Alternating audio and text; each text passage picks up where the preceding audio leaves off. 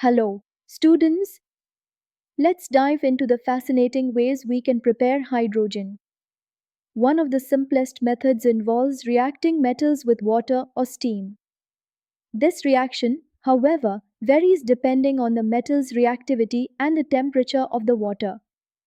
For example, alkali metals like potassium and sodium react violently with cold water, while metals like magnesium, aluminum, zinc, and iron require heat to kickstart the reaction. The general equation for this process is simple. Metal plus water gives metal hydroxide or oxide and hydrogen gas. It's a great demonstration of how more reactive metals can displace hydrogen from cold water, while less reactive metals need higher temperatures to do the same. It's like a chemistry party where the more reactive metals are always ready to jump in first. Let's take a closer look at the reactions of potassium and sodium with cold water. Potassium reacts explosively with water, releasing hydrogen gas and producing potassium hydroxide. The equation is 2K plus 2HO 2KOH plus H. The reaction is not only exothermic but also so violent that it produces enough heat to ignite the hydrogen gas being released. Sodium, too, reacts in a similar way, 2Na plus 2HO to NaOH plus H. As the sodium melts into a small globule, it floats around the water surface, making the collection of hydrogen gas a tricky task. So, while these reactions are fascinating, they're definitely not ideal for preparing hydrogen in a safe, controlled manner. That's why we avoid using these metals for large scale hydrogen production.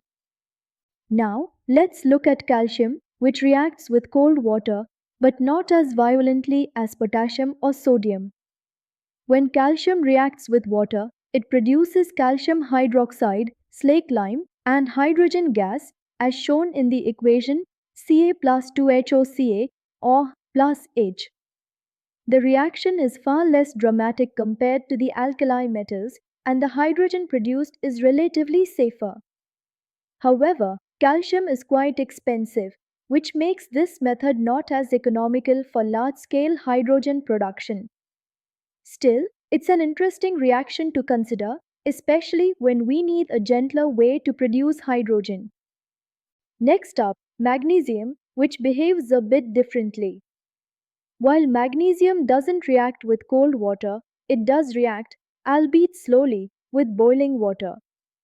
The equation here is Mg plus HO, boiling MgO plus H. The reaction happens at a slower pace, which makes it less practical for large scale hydrogen production.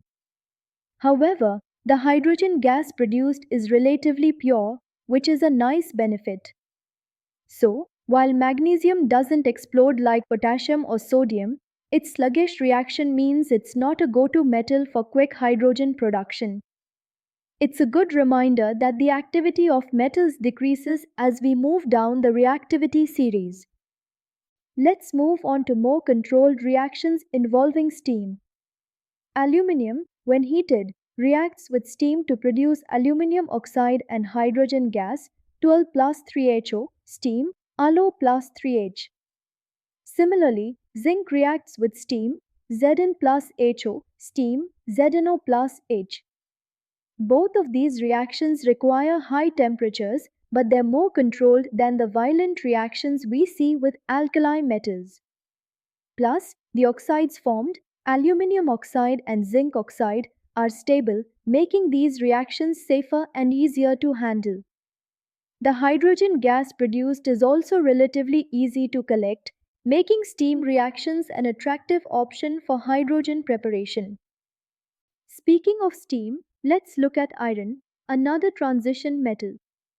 Iron reacts with steam at red heat to produce magnetite, FeO, and hydrogen gas, 3Fe plus 4HO, steam, FeO plus 4H.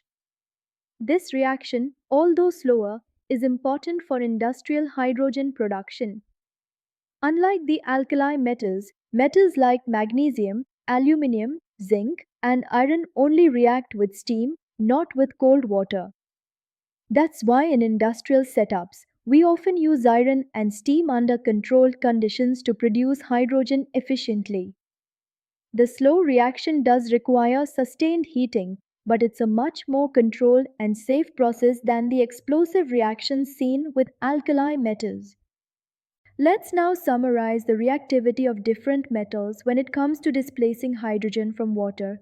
If we rank the metal, potassium, sodium, calcium, and magnesium, we see that potassium is the most reactive, followed by sodium, calcium, and magnesium. The reason for this trend is that alkali metals like potassium and sodium have a lower ionization energy and a stronger electropositive character, which makes them more willing to lose their electrons and react with water. Less reactive metals like magnesium need heat or steam to react, but they still displace hydrogen, just at a slower pace. So, when you're asked about which metals react with water, always keep in mind their position in the reactivity series and the conditions required for the reaction.